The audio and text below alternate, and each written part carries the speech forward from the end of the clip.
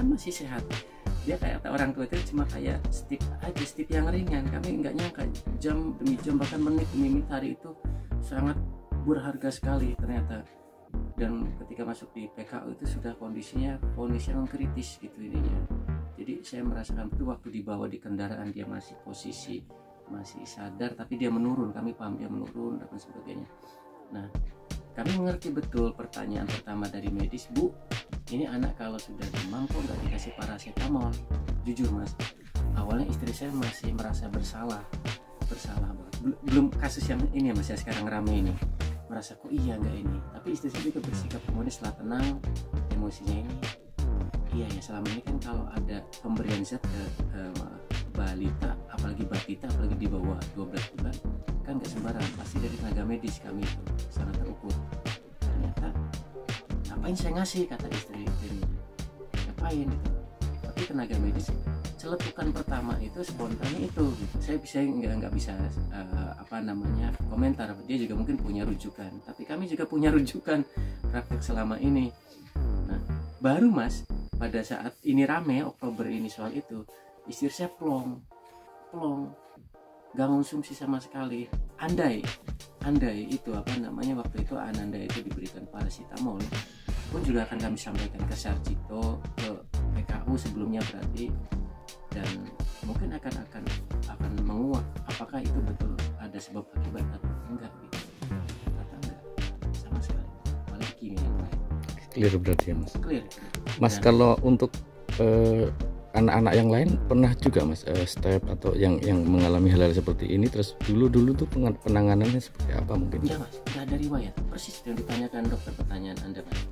Enggak ada riwayat itu. Ini pertama kali anak saya kejang, dan kejangnya bukan kejang gini ya, bukan kejang ini. Jadi karena waktu pernyataan saya tidak memberikan ilustrasi di beberapa media, netizen menganggap kami kok tega, bukan kejang gini, kejang gini, tata bahasa medis, oh itu namanya kejang Pak, menatap kosong di satu titik, dan itu kayak step biasa aja orang tua dulu biasanya. Tapi saya tidak ingin mencoba mencari pembenaran, tidak ada riwayat anak kami, dan itu bermula dari semua kena batuk pilek, kontak dari anak-anak kami, maksud saya dari kakaknya gitu ini.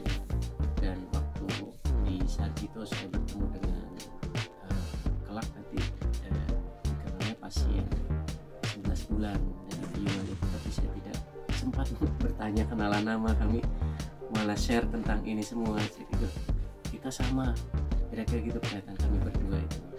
Jadi kontak dari kakaknya yang kena batuk pilek, kemudian kakaknya sehat.